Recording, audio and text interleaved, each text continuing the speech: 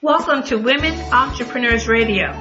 I'm your host, Deborah Bailey. And when I started this show in 2008, I was on a mission to promote women-owned businesses and help women succeed by providing resources and valuable tips from other women and men, small business owners. In each interview, my guests speak openly about their triumphs, the scary times, and tough decisions they had to make along the way. Women Entrepreneurs Radio is about showing women how to harness their natural strengths to achieve success on their own terms.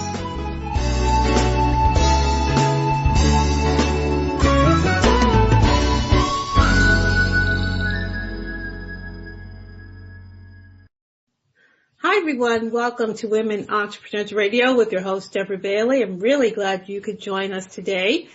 And if you are listening to this show on Apple Podcasts, you can also find on Spotify, it's on YouTube. There's several other podcast platforms that it's on, so you can definitely subscribe to your favorite one. And to find the links, you can go to womenentrepreneursradio.com and click on podcast in the menu. And there you find links, and then you can just go to whichever one you prefer. And also that site has bios of the show guests and articles of interest to women in business. So I hope that you will check that out while you're there as well. And if you listen to this on Apple Podcasts, it'd be great if you could just scroll down and give a review of some feedback. That's always great because that helps the show to be found by more listeners. So I hope you'll take a minute or two to do that. And also you can visit my website at dbaileycoach.com. You can find out more about me, some online courses that I offer, and also my book. So I hope that you will stop by there and check that out as well. So we are going to get started today with my guest. Stephanie Morimoto is owner and CEO of Asutra, a brand passionate about helping people take care of themselves on purpose so they can get the most out of life. Active self-care. And Asutra is at the forefront of the self-care category, offering over 70 organic and natural products, from natural pain relief and sleep solutions to skincare to bath and body, so you can take care of yourself the way you want. At Asutra, Stephanie provides good jobs with career pathways at a living wage with benefits. Asutra is women-owned and women-led. 73% of the team are people of color, and 100% of staff would recommend Asutra as a great place to work.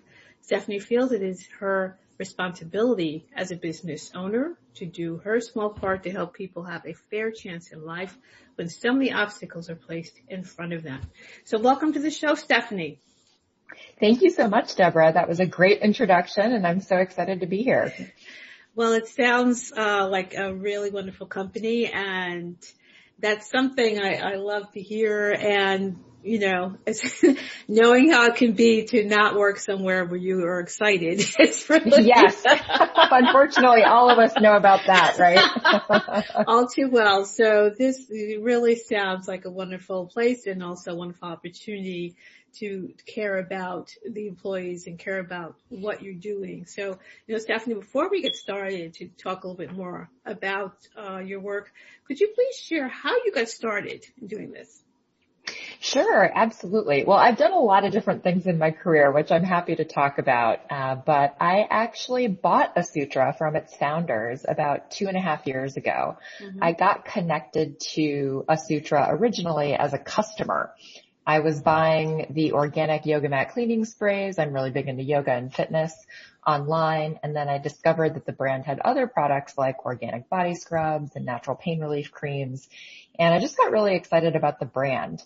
And then after some experience actually helping a set of friends buy a small business from a founder who was ready to retire but didn't have a transition plan, I thought, you know, so much of my professional experience has been taking something that has proof of concept and scaling it up. And I would love to do that with a small business or brand that has some real legs and is looking for a new leader to take it to the next level. Mm-hmm. And as you mentioned, I wanted to do that in my hometown of Chicago, where I could create good jobs for people who need them. So I set out to find a business and started networking like crazy to put the word out that I was looking for something. And I ended up meeting with a small business lawyer who had just through serendipity recently received a memo that Asutra was for sale. The founders had started it in their garage, like many good founders do. And being serial entrepreneurs, after a couple of years, they were ready to move on to their next idea. So they were, of course, very excited about the idea of selling the business to somebody who had been a passionate and loyal customer. And when I did the due diligence, I saw an incredible product catalog of formulations that worked and a really passionate customer base. We have over 15,000 five-star reviews online, and people literally write paragraphs about how our pain relief or sleep solutions or bath and body and skincare products have really helped them or just made them feel really good. Mm-hmm. So I was excited about the opportunity, and we ended up, the business changed hands. We relocated it to Chicago, and here we are. Well, that's really interesting. Because a lot of times I have talked to people who are, they've started a few things and, not necessarily that they had really gone out and said they want to buy a business and scale it. And I think that's a really interesting thing because so many people may not even realize that those are options for them. Mm-hmm. To do, a lot of people who want to go to business and have this idea, but they don't know all the options that are available. And they think they just got to start from scratch and then they have to do all this to get there, but they don't know that there is another way, or other ways, I should say, that you could achieve those goals. Exactly. And I think, as you know, Deborah, and as I'm sure a lot of your listeners know, when you're an entrepreneur, you really have to know yourself. You have to know what you love, what you're good at, what you're not good at, and how you want to spend your time, and also who you want to be in the world. And for me, I knew I was not and am not a startup person, but I know how to take something, like as I said, that has proof of concept, that has a following, and take it to the next level. And it's been really fun to start doing that with Asutra. And that's fantastic. And that's, another great point for people to really know what their strong points are and what they're really good at. I think a lot of times, entrepreneurs throw themselves into things and they're not always thinking about that point of it. And then it sometimes gets to be very frustrating when they're not quite doing the thing that's probably their best thing to be done. So, just something else, another good food for thought there. But, you have the experience in doing this and knowledge and desire to grow this. But, for those people listening who are kind of saying, wow, I have this brand, I want to bring it up, I want to make it into something, particularly in the e-commerce space. As I mentioned before we started, a lot of people finding the online world now who seems like didn't know it really existed. So they're forced to have to really adapt to this other way of doing business, So, from your experience, what are some things that you could share in terms of doing this and building the brand and dealing with e-commerce and things? Yeah, great question. I think, for us, we were very fortunate during this crazy year of 2020 with the pandemic and so many things being unpredictable and changing. We started as a direct-to-consumer online or e-commerce business. So that was what we knew how to do. And expanding into bricks and mortar has been a project that we've been working on for the past year or so. I think the first thing is applicable to e-commerce businesses or bricks and mortar businesses, which is make sure that your product or service is really meeting a need in the market. I got advice from a fellow entrepreneur that has really stuck with me, and he said to me, it's easy to fall in love with your own product or service and think you have the best solution, but you really can't kid yourself. You have to constantly pay attention to, is there demand? Is there a real following for what you're offering? And don't let yourself believe your own story. Look at the data, make sure that you're looking at the right metrics. and that those are growing in the right direction. So that market fit, I think, is key no matter what kind of business you run. Mm-hmm. And then I think for e-commerce, it is a very different thing than welcoming people into your store or salon or whatever it might be that are walking by. You have to bring people to you. Mm-hmm. So I think that market fit is in some ways even more critical, because as people are searching the crowded internet or spending time on social media where they've got so many different things coming across their feed, you have to offer something that really catches their eye. And as we always talk about here at Asutra, what's something that's going to make people stop scrolling? Mm-hmm. So I think that's also really important, not just the market fit, but how are you communicating what you're about and what you offer in a way that makes people pause and say, I want to click into that and learn more and actually spend some of my time online doing that. And then there are a host of tactical things that you can do to attract people to your store, serve them offers and really help grow your business from an e-commerce standpoint that I'm happy to get into if you think it would be helpful for your listeners. Mm-hmm. Yes, I think it really would be, because this is important for people to know, considering that a lot of people are online. A lot of people have had to switch to online, and some have never had a brick and mortar. They've always been doing some form of e-commerce. And I think that what you were saying about, online being crowded and marketing and doing all those things you have to do, I think those things that you could share with us would be really, really helpful. Great. Well, one thing about the communication point, and then I'll get into some tactics. I do think that now more than ever, people are looking for brands whose values they align with and whose mission they believe in. And so that's something that's really important for us at Asutra. We see our mission as active self-care. As you said in the introduction, we want to help people take care of themselves on purpose so they can take on anything. And in particular, we really want to serve women. I'm sure you know this, Deborah, as do your listeners. We as women often get tired. I mean, we are trained to take care of everyone first before ourselves. And yet we know deep down that if we are going to be our best and if we are going to be a good leader and business owner and, partner, daughter, mother, friend, whatever it might be, we have to take care of ourselves first so we have that energy so that our mind, body, and soul is rejuvenated and we can really do all the things that we want to do.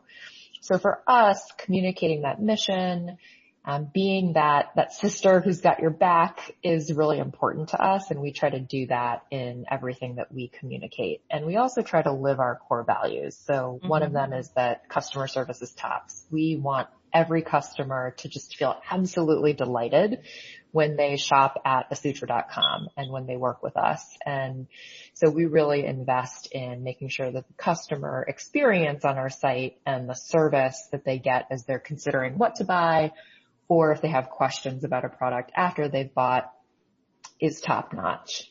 In terms of some of the tactics, we've honestly been working on what's that flywheel for growth for us. And we've landed on a few things that have really worked for our business in particular. So one is email marketing. We have worked very hard to grow our email list, and we find that our email subscribers are very loyal. A lot of them become our VIP customers. They come back again and again and buy. And when we launch a new product or have an occasional sale or have new news, they're opening those emails, they're clicking through, they're buying, and they're sharing that new news with their networks. So email marketing is a great tactic. Obviously, there's a lot of digital advertising out there. I would say for us, the digital advertising that has really worked is Google advertising.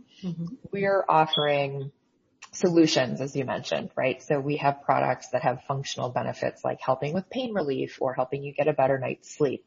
And those are things that people are searching for on Google. So our strategy has been, how do we make sure Asutra is the solution that is first and foremost served to people when they're searching for those things? One concrete example, we have a top-selling collection that is our Magnesium Healing Collection. So as some of your listeners may know, magnesium is the fourth most abundant mineral in our body, It's really good for a lot of things. It's important for overall wellness and health, creating a sense of calm. It helps with relieving muscle cramps. It's just a great thing to have. But most of us don't have enough of it because we used to get it in our diets. It's not as present in our food. So you do have to supplement. And one way to get it into your body is through your skin, which we offer in sprays, lotions, bath soaks, etc. So there's actually a lot of people who search for magnesium online. And one specific thing that we've done with our Google advertising is run particular campaigns to make sure that people who are searching for different types of magnesium solutions always see Asutra front and center as an answer to those questions that they're seeking. And then I would say finally, this is obviously a very unique thing to Asutra, but I think you can apply it to whatever you might be doing. We were very, very lucky to have global tennis legend and icon Venus Williams, join our team at Asutra. So the crazy thing is she also was a customer. She was using our pain relief products as part of her training regimen. She found us online, and crazy enough, she had her team cold call us to find out more about the brand. And I can share more about this story in a bit, but the bottom line is obviously, fast forward, she joined our team. She wanted a real title. She's our chief brand officer. And so she does a lot to raise awareness about the brand and educate people about the importance of active self-care. And she does that through press interviews and social media. And so she's obviously been an incredible partner to influence her followers and fans around, hey, one, take care of yourself on purpose. And two, if you're looking for these particular solutions, my favorite products from Asutra can really help you out. So finding, the right influencer or partner who has a really strong following, whether it's big or small, but people that they truly influence, right? People who listen to them and take their recommendations can also be a real boon to your business. Wow. And that's really fantastic. And that she was already a customer it's really impressive because it's not just someone just showing up and saying, exactly. Now I'm going to, be an influencer or an ambassador for you. It's someone who can speak from experience of using them and being in the kind of sport, that she's in. Obviously, it's very believable and understandable that she would be looking for healthy solutions, to make sure that her body's in shape for what she does. Exactly, Deborah. I mean, I think, we didn't set out to establish a celebrity partnership or even work with influencers, honestly. But that said, obviously when we got the call, we were just so excited that somebody like Venus had discovered us and was really excited to learn more and then be part of what we were building. And so we said, all right, let's go for it. Let's work with her and figure out how to really partner together. And what's been interesting about it is that not only has she obviously influenced her own followers and fans to try Asutra, many of whom have become great repeat customers, but she's also, gotten us in the door in a number of ways. So one, we've grown our retail partnerships from, 0 to 4,000 stores with partners like Kohl's and Target and CVS. And she really helped us get in the door with those retailers because even though we're an emerging brand, having somebody like Venus as part of the team gave us a big sense of credibility. And then two, her fans and followers, people who really admire her, tried Asutra. They might have their own followings as well and then have come to us and said, hey, we love this and that product. We tried it because of Venus, but we'd love to figure out if there's some way we can work with you and help spread the word as well. And that's great. And that's something that's so important to note because if you've got customers who are really enjoying what you're offering, they're going to tell other people about it.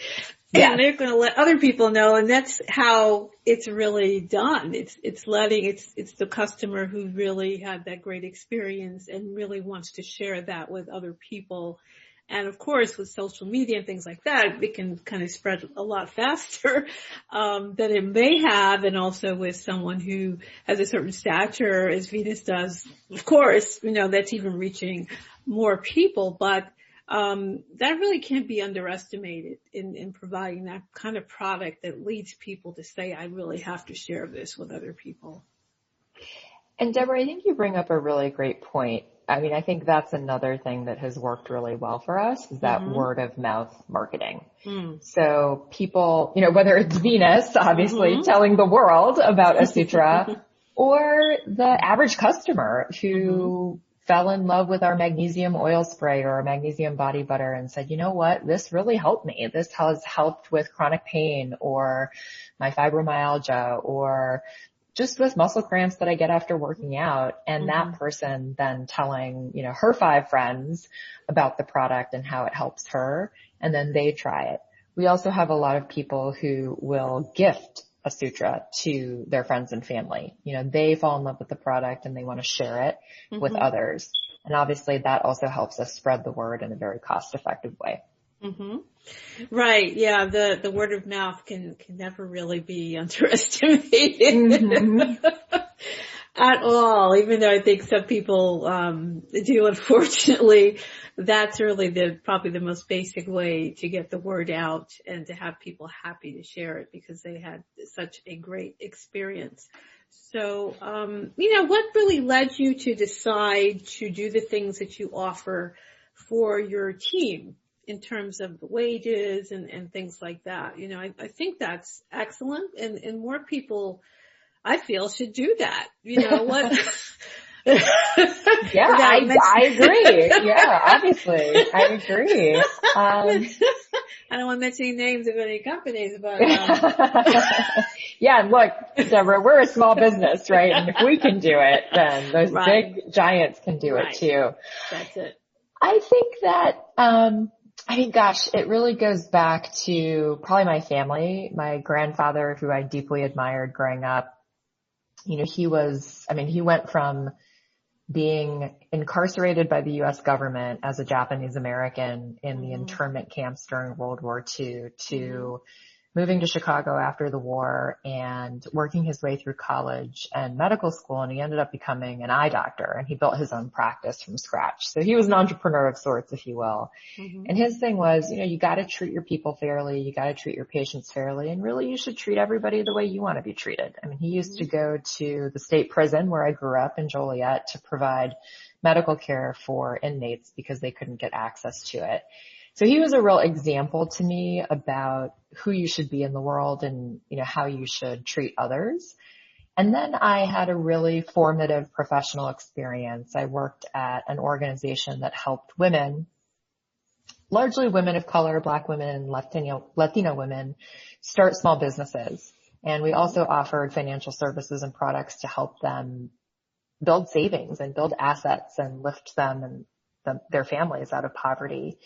And the woman who ran that organization, Connie Evans, a Black woman and mentor of mine, she taught me a lot about the systems and structures that exist that prevent a lot of folks from getting good jobs or accessing good housing or even just accessing banking, right? Getting a bank account or a credit card. And for me, it was very eye-opening. I mean, as an Asian American woman, I consider myself a woman of color, and I just thought, gosh, this is not the way that our world, our economy, our society should be. So I think those were very formative experiences for me that said, well, I want to make sure that as a leader in the professional world, I'm creating opportunities for people. So hiring diverse teams has always been something that's been important to me. Even when I worked in larger organizations, I would always make sure that we had a diverse candidate pool. If I had managers that worked for me that were hiring, I held them accountable for that too, and creating pathways for people, and really measuring, right? Like, are we making sure that people are progressing at the same rates without gaps? And if there are gaps, what are we going to do to address those? So I think I brought all of that to Asutra. I wanted to make sure that we had an incredibly diverse and inclusive team. We're a small but mighty team, but as you mentioned, 73% of us identify as people of color. And we've got folks doing everything from making products and packing and shipping orders to doing social media and running e-commerce on our site. And I wanted to make sure that the folks that were doing the production and the packing and the shipping, which tend to be your more entry-level jobs, had a good wage and had access to benefits and could take care of themselves well, because that's our mission. Mm-hmm. And it didn't feel fair to me that they wouldn't be able to do those things as part of our team. So that's where it all started, and that's what it looks like at Asutra. And I have to say, they're an awesome team. They really embrace one of our other core values, which is one team, one goal. Mm-hmm. We've been lucky to at times be flooded with orders, for example, that we have to make and ship, and they just all pitch in and operate as an orchestra almost, as a team that knows their parts, but also knows how to chip in on other parts and make it all work. Mm-hmm. And that's so important for people to really feel like a team, not something that's just lip service, because then that's when people pull together, because they do feel like they have a common goal and they do have an investment in making sure things are done properly. As opposed to, as we I'm sure have come across the lip service that gets paid. Yeah. Yeah. In some places. Well, they have the right terms, but, how it's put into practice is something else altogether. So I think this is really important, and hopefully a lot of people will be, taking note and, seeing how they can also implement that if they haven't already, because I think it's really extremely important, definitely moving forward, that people really acknowledge the reality of our world. Yep. Kind of about time for that. But way past due time, Deborah, way past due. And I'm so with you, right? It's about action. Right. Words matter, of course, but at some point, you have to put your money where your mouth is and do things that are right, not just try to say the right things. Yes, that's so important, I think, and some people, I guess, are still trying to figure that out. But seems like it shouldn't be so difficult. But I agree.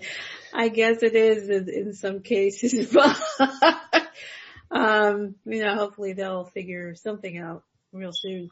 But what, as far as your products and everything, what are some of your offerings that you have?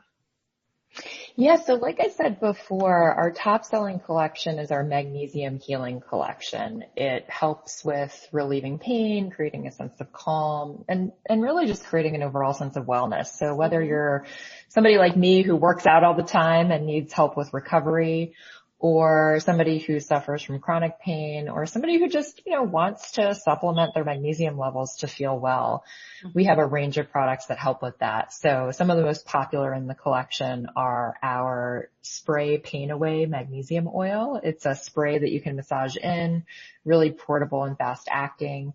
We have a magnesium body butter, which is one of Venus's favorites. It's a nice, rich, thick, moisturizing body butter with magnesium and a little capsaicin in it, which creates a warming effect and helps with easing your pain. We also have a magnesium bath soak or flake, which is also very popular. So you can do a foot soak or a bath soak in that, which is really great. And then, I think right now people are very stressed out and spending so much time in front of screens or homeschooling their kids or, juggling working from home and caring for their families. They need help unwinding at night and relaxing. So we have a lot of lavender essential oil products that help with calm and unwinding before bedtime, whether it's our Mist Your Mood, which is a lavender and chamomile essential oil aromatherapy spray, another one of Venus's favorites. or a lavender bath salt, or one thing that's super popular is our weighted sleep mask. It's a silk eye mask stuffed with lavender and flax seeds. So it has a little weight to it. It blacks out light, but it also provides some light acupressure, kind of like a weighted blanket, but for your eyes. And it comes with a cooling gel eye mask that you can stick in the fridge and use to, calm down puffy eyes if you want. So that's super popular. People love to use that for sleep or to gift it to people who they think could use the gift of better sleep. Yeah, I think that's been a big problem for people. Yes. That's been a problem. So all of that sounds just wonderful. I'll be checking that out after we're done here. So, Please do. I think we can all certainly appreciate natural ways to feel better. 'Cause that's something else I think that people have been looking for. They don't want to keep using all these other things that are affecting their body in certain ways. They're looking for some other alternatives.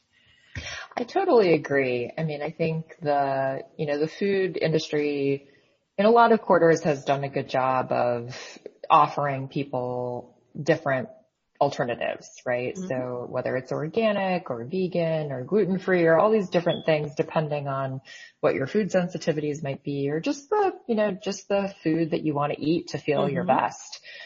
And I think more and more people are realizing that what you put on your body is just as important as what you put in your body. And so making sure that the cosmetics or the lotions or the soaps or whatever it is that you're using are also good for you and have clean ingredients is important for your overall health and your family's health. That's true. And I'm glad that you have mentioned that, because that's something I think we're realizing that we've taken for granted maybe for much too long in terms of, particularly in terms of cosmetics and things. I think that a lot of times that, for a long time we didn't probably realize or think about what was in some of those things. But again, they have effects that can be very damaging if we're not really paying attention to what we're, using, on our bodies. So, Stephanie, if you could please share where the listeners can find out more about you. Yes, absolutely. Please join us on our website. That's asutra.com, spelled ASUTRA.com. And follow us on social media. So on Instagram and Facebook, we are at Asutra, again, ASUTRA.life. And you can also follow Venus Williams. She often announces the big news for Asutra. So we'd love to see you there. And then we're also available on Amazon and through different retail partners like Kohl's, Target.com, and CVS. Wonderful. So, and you're mentioning how it was very helpful to have that partnership with her to get into those rooms and I'm sure to make those connections. When you have those connections, I know a lot of times small business owners try to get into those places. I mean, once you're in, of course, that's taking you to another level of having to provide your products for them. What was that like once you started to get into these stores? It's a lot. I mean, as I mentioned, we're a small but mighty team. So one thing I would say for any brand owners who have a product that you're looking to get into retailers, just make sure you're ready. I mean, there's a lot of stuff that you need to make sure you're ready on. So one, your costs. You have to make sure that you have a cost structure or a cost of goods sold that can support being in retail. And part and parcel of that, really understand the terms of the retail partner. So, some retailers are super easy to work with. For example, we work with an online natural products e-tailer called iHerb, and we sell to them at a certain margin or discount off our retail price, but they cover shipping and, they support us with marketing, and it's just a really easy and great partnership that has grown nicely over time. But a lot of other retailers like a CVS have a lot of costs of doing business with them. So in addition to asking for a discount off your retail price, they make you pay for freight to ship your products in cases or boxes to their distribution centers. They ask you to pay a slotting fee, so essentially a fee to just put your items on the shelves. They ask you to pay a certain percentage towards marketing and promotions. If you do offer any items on sale, they'll ask you to cover the cost of that.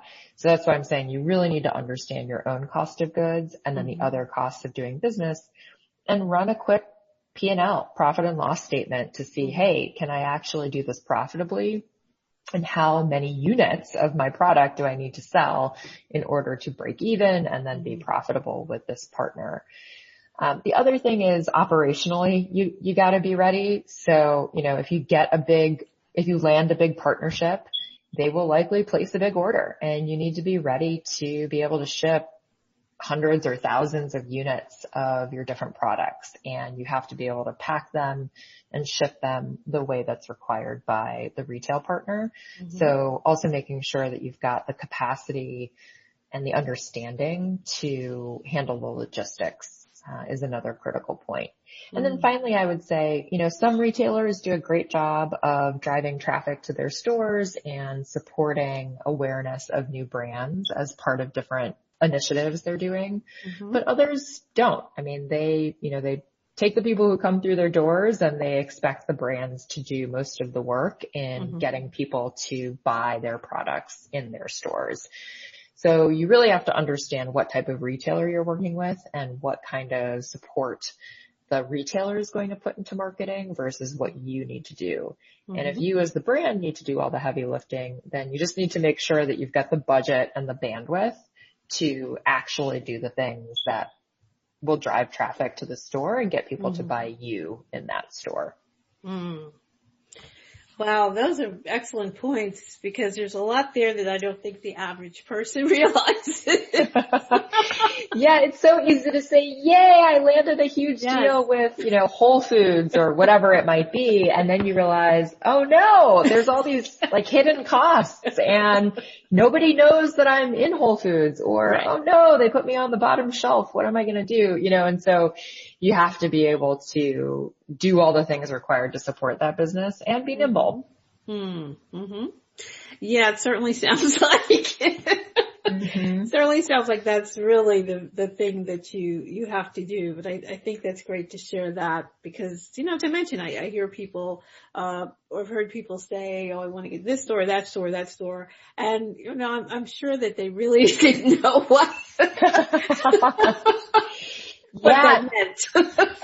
Totally. And, I'll share a piece of advice somebody gave to me. He was actually a buyer for Walgreens back in the day. And he said to me, look, as a brand, it sounds great that you're going to be in every single Walgreens as a for instance. But the reality is, Walgreens has, call it 9,000 stores, but 200 or 500 of those stores are their best stores, right?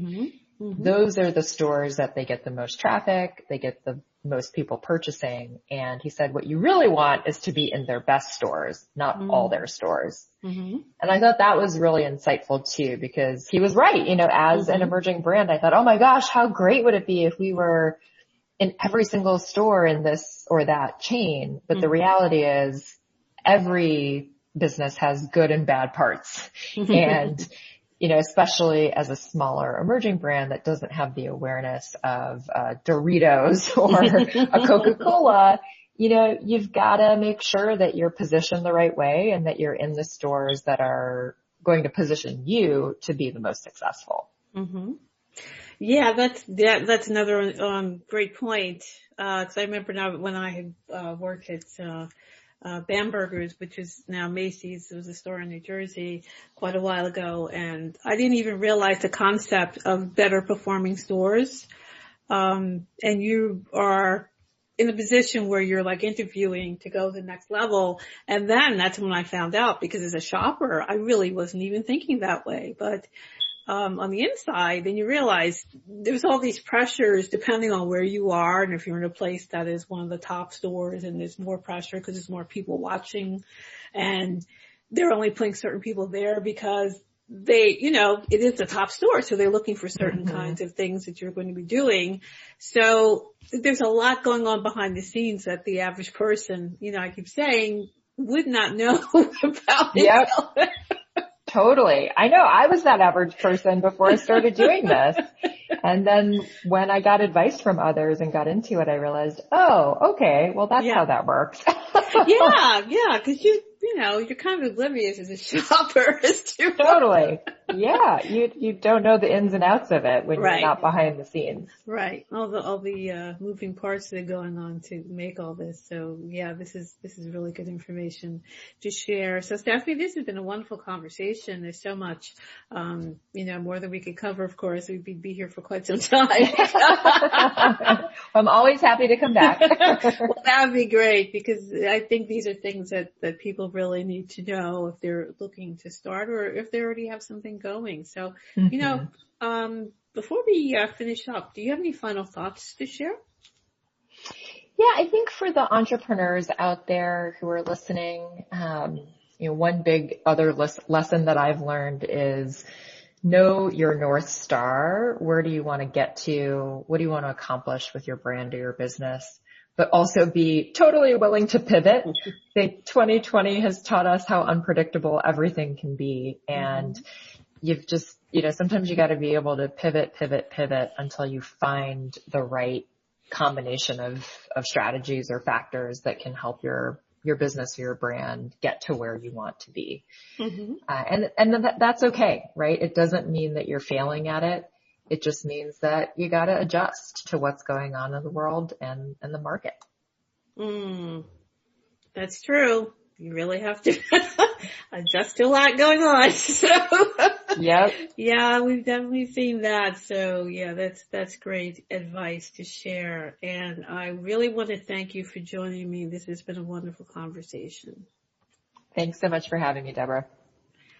Okay, so everyone, I know you enjoyed this. Please make sure you share this with your friends, and if your friends who are in e-commerce or looking to go into it, I think they should definitely listen to this recording. And also please check out Stephanie's business at Sutra and stop by the website, check out different things there. I'm sure that you will find something wonderful, especially right now when we definitely want to de-stress. So make sure that you check that out. So once again, to Women Entrepreneurs Radio with your host, Deborah Bailey. Thank you so much for joining me, and we'll see you again next time. Bye-bye. Thanks for joining us. You can also join in the conversation on Facebook.com/Women Entrepreneurs and on the website, WomenEntrepreneursecrets.com. And don't forget to listen in on dvcoach.podomatic.com and on iTunes.